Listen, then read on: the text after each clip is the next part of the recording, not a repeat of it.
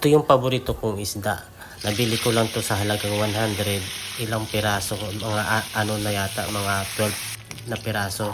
Pero yung lulutuin ko ngayon, prito lang, dalawa lang kasi dalawa lang kami, tsaka paksiw 3 piraso. Masarap dito sa paksiw kasi nga tapos lalagyan mo pa ng mga gulay like okra, talong, kahit anong klaseng gulay pwede yung ilagay pag sa paksiw. Yan ang paborito ko sa probinsya talaga, yan lagi. Ito yung lagi kong kinakain. Di ko lang alam kung anong tawag ng isdang to. Basta masarap siya. Simple lang naman to lutuin. Hindi ko na kailangan pang tsaka makikita din naman yung kung paano ko niluto. Pwede rin ito lagyan ng ampalaya. Yan na ang sarap, diba? Amoy pa lang parang malalaman mo talaga na masarap talaga.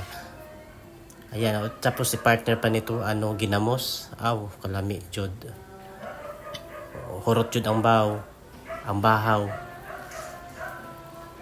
Mura ni kutob akong vlog kunuhay. Kaon tag paspas ani.